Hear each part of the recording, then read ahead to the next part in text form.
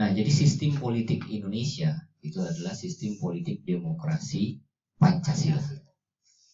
Jadi kalau misalkan ditanya demokrasi sebagai sistem politik, ya, ada kata demokrasi. Apa yang disebut dengan demokrasi? Anda sering mendengar kata demokrasi.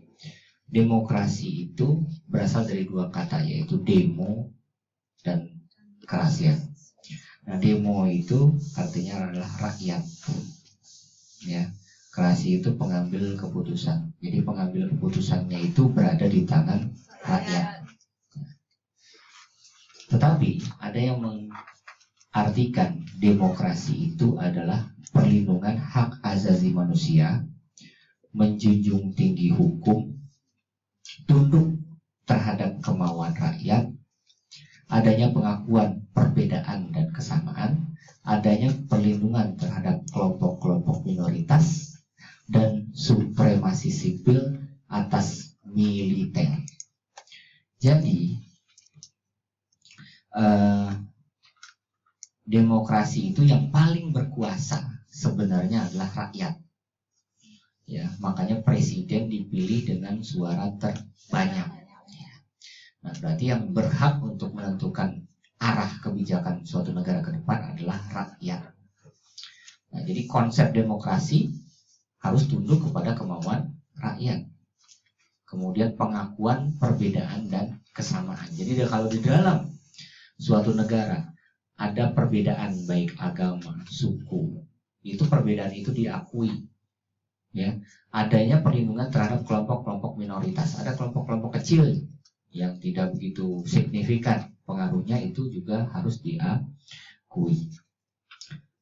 Di sini ada sistem politik demokrasi itu memiliki ciri-ciri. Nah, menurut Bingham Powell, ciri politik demokrasi legitimasi pemerintah berdasarkan pada klaim bahwa pemerintah tersebut mewakili keinginan rakyat. Jadi mewakili keinginan suara terbanyak, gitu. Ya. Jadi walaupun ada ketentuan hukum, tetapi kalau rakyatnya mengatakan presidennya harus diganti, maka otomatis suara rakyat yang akan didahulukan. Ya, jadi dia berdasarkan itu. Legitimasi kekuasaan diperoleh melalui pemilihan umum yang kompetitif. Jadi pimpinan itu diperoleh berdasarkan hasil pemilu. Siapa yang memilih terbanyak, maka secara otomatis dia akan ditunjuk menjadi pemimpin. Nah, kemudian ciri yang ketiga, sebagian besar orang dewasa dapat ikut serta dalam proses pemilu, baik sebagai pemilih maupun sebagai calon yang dipilih. Ya, itu seperti itu. Jadi Anda berhak tuh, sepanjang Anda warga negara Indonesia, Anda bisa untuk menjadi presiden, Anda menjadi anggota DPR, anggota legislatif. Anda berhak memilih, Anda juga berhak dipilih. Nah, itu ciri demokrasi. Kemudian ciri yang keempat, penduduk memilih secara rahasia tanpa paksaan. Jadi tidak boleh dipaksa, gitu. Orang nggak boleh harus milih ini, boleh. Dia harus dipaksa, nggak boleh dipaksa. Jadi dia bebas untuk menentukan pilihannya. Langsung umum bebas rahasia. Kemudian masyarakat dan pemimpin menikmati hak-hak. Mereka berhak untuk mendapatkan pendidikan, mereka berhak untuk mendapatkan pekerjaan yang layak, seperti kebebasan. Mereka bebas untuk berbicara, berkumpul, bersaing, dan untuk memperoleh dukungan. Jadi inilah ciri dari demokrasi. Nah, kemudian lalu demokrasi seperti apa yang ada di Indonesia? Demokrasi yang ada di Indonesia adalah demokrasi Pancasila. Ya, jadi rumusan singkat demokrasi Pancasila tercantum dalam sila keempat. Nah, saya mau review tadi. Sila pertama, ketuhanan yang Maha Esa. Sila kedua, kemanusiaan yang adil dan beradab. Sila ketiga, persatuan Indonesia. Sila keempat, kerakyatan yang dipimpin oleh hikmah kebijaksanaan dalam permusyawaratan perwakilan. Nah, jadi kalau ditanya demokrasi Pancasila itu seperti apa konsepnya, ya sila keempat itu. Ya, merupakan rangkaian totalitas yang terikat antara satu sila dengan sila yang lain. Nah, ada beberapa pendapat menurut para ahli tentang demokrasi. Yang paling umum adalah yang dikemukakan oleh Profesor Dr. Andes Noto Nagoro. Demokrasi Pancasila adalah kerakyatan yang dipimpin oleh hikmah kebijaksanaan dalam permusyawaratan perwakilan yang berketuhanan yang Maha Esa, yang berperi kemanusiaan yang adil dan beradab, yang mempersatukan Indonesia dan berkeadilan sosial bagi seluruh rakyat Indonesia. Jadi gitu. Jadi kata dia demokrasi Pancasila itu apa? Kerakyatan, sila keempat. Ya. Kerakyatan yang dipimpin oleh hikmah kebijaksanaan dalam permusyawaratan perwakilan yang berdasarkan sila pertama, kedua, ketiga, dan kelima. Gitu. Intinya kan itu Pancasila. Kemudian ada pendapat lain menurut Profesor Darji Darmo Diharjo. Demokrasi Pancasila adalah demokrasi yang bersumber kepada kepribadian dan falsafah hidup bangsa Indonesia, yang perwujudannya adalah seperti termaktub dalam ketentuan Undang-Undang Dasar tahun 1945. Nah, itulah yang disebut dengan demokrasi Pancasila. Tapi saya paling suka arti demokrasi Pancasila itu yang nomor 1, karena gampang mengingatnya kan. Ya. Lalu kalau misalkan Anda ditanya, apa prinsip-prinsip demokrasi Pancasila? Prinsip-prinsipnya apa? Yang pertama, persamaan bagi seluruh rakyat Indonesia. Jadi tidak ada yang membeda-bedakan, semuanya sama. Baik suku, agama, semua memperoleh hak yang sama. Ya, nggak boleh kalau di bank masyarakat miskin dilayani belakangan, masyarakat kaya dilayani, nggak boleh. Kemudian keseimbangan antara hak dan kewajiban. Setiap warga negara memiliki hak dan kewajiban yang harus seimbang. Haknya dipenuhi, hak untuk bisa bertahan hidup. Kewajibannya juga harus dipenuhi. Warga negara wajib memiliki KTP, warga negara wajib membayar pajak. Nah, itu kewajibannya harus dipenuhi.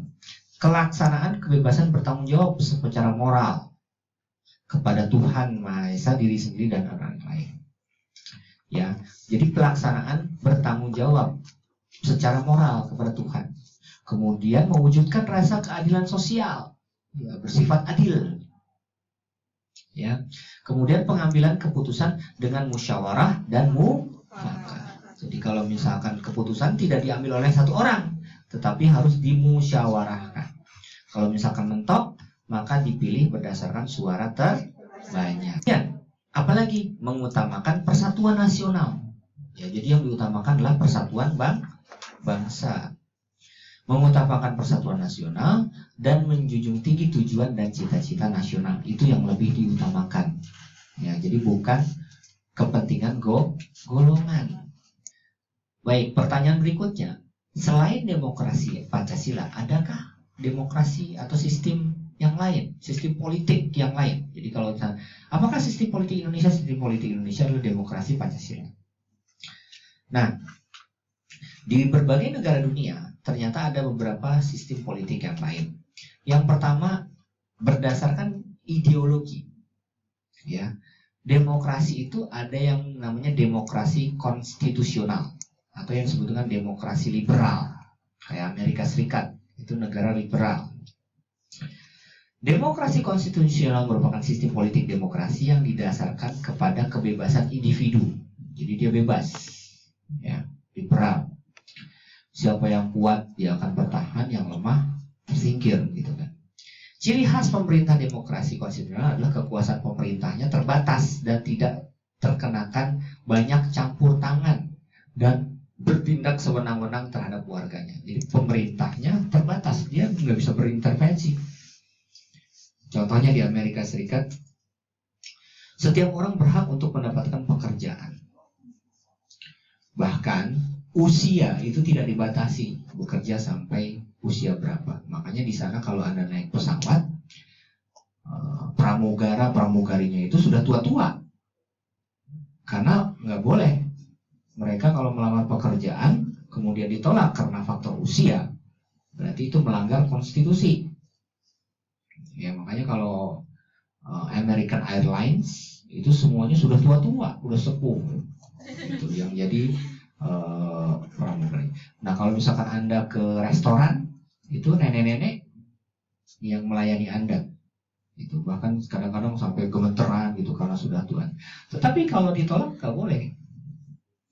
Ya, karena mereka berhak untuk mendapatkan pekerjaan. Kemudian demokrasi rakyat. Nah, menurut peristilahan komunis, demokrasi rakyat adalah bentuk khusus demokrasi yang memenuhi fungsi diktatur proletas. Sebagian besar adalah negara-negara komunis, ya, Eropa Timur seperti Uni Soviet, Cekoslovakia, Polandia, Hungaria. Kebanyakan mereka berhaluan Marxisme, komunisme. Demokrasi rakyat mencita-citakan kehidupan tanpa kelas sosial dan tanpa pemilihan pribadi, semua sama. Apabila seorang rakyat yang sudah memiliki kekayaan banyak, maka kekayaannya itu akan menjadi milik negara. Ya, semuanya sama, rata. Ya. Dalam pandangan George Dimitrov, mantan Perdana Menteri Bulgaria, demokrasi rakyat merupakan demokrasi negara merupakan negara dalam masa transisi bertugas untuk menjalin perkembangan negara ke arah sosialisme. Jadi sosialis, istilahnya sosial, semuanya untuk kepentingan umum, sosial. Ya, komunis. Cuman masalahnya, kelemahannya mereka ateis, tidak beragama dulu itu, sehingga menghalalkan segala cara. Orang tidak patuh, bunuh, gitu ya. Nah itu ateis. Komunisme oke, karena semuanya sama rata. Cuman masalahnya negara yang mengatur semua, sampai tisu toilet pun itu harus antri. Ya, setiap orang mendapat bagian yang sama. Itu komunis. Kita dulu pernah masuk ke zaman kegelapan yang ini, komunis ini. Ya. Nah, ada ciri-ciri demokrasi rakyat. Yang pertama adalah suatu wadah front persatuan, merupakan landasan kerjasama dari partai komunis, dari golongan-golongan lainnya dalam masyarakat di mana partai komunis berperan sebagai penguasa, kayak Korea Utara, Kim Jong Un, itu dia jadi berperan sebagai penguasa, pengguna beberapa lembaga pemerintahan dari negara yang lama. Berdasarkan titik perhatian, demokrasi dibagi menjadi demokrasi formal, ya, seperti negara-negara liberal. Mereka menjunjung tinggi persamaan dalam bidang politik tanpa disertai upaya untuk menghilangkan kesenjangan dalam bidang ekonomi. Dampaknya apa? Yang kaya-kaya, yang miskin-miskin. Makanya dia kayak hukum rimba gitu. Siapa yang kuat, maka dia akan percaya. Ya, seperti di US itu. Nah, ada kesenjangan dalam bidang ekonomi, tapi di situ ada persamaan. Karena persamaan ini banyak juga yang kebablasan, sehingga ada yang namanya LGBT, lesbian, gay, itu semua disamain. Padahal secara sosiologi itu adalah penyimpangan sosial. Ya. Kemudian demokrasi material, negara-negara komunis. Di titik beraturan pada upaya menghilangkan perbedaan dalam bidang ekonomi, sehingga tidak ada yang namanya orang kaya, orang miskin. Semua sama rata, semua dibagi sama negara secara materi. Ya, sedangkan persamaan di dalam politik kurang diperhatikan. Tetapi kalau orang menuntut untuk ingin menjadi caleg, itu nggak bisa haknya sama. Jadi mereka itu hanya satu partai biasanya, partai komunis gitu. Jadi persamaan haknya hanya untuk kepemilikan barang, semua disamain. Tetapi nggak berhak mereka untuk memilih si A, memilih si B, atau untuk pokoknya satu. Gitu. Kalau liberal itu bisa. Kemudian demokrasi gabungan, kayak Indonesia. Indonesia itu negara non-blok, tidak ngeblok ke barat, tidak ngeblok ke timur. Nah, mengambil kebaikan serta membuang keburukan dari demokrasi formal dan demokrasi material, kayak Indonesia itu. Semua orang bisa memilih kan? Tapi semua orang juga bisa memiliki kekayaan. Kelas juga ada, tetapi semuanya diatur berdasarkan undang-undang. Cuman masalahnya kita tidak sanggup dalam menghadapi KKN, ya, kolusi, korupsi, dan nepotisme. Nah, jadi 3 perhatian ini, demokrasi formal, demokrasi material, dan demokrasi gabungan. Demokrasi gabungan. Pancasila masuk ke mana? Pancasila, demokrasi Pancasila masuk ke dalam demokrasi gabungan. Itulah yang disebut dengan demokrasi.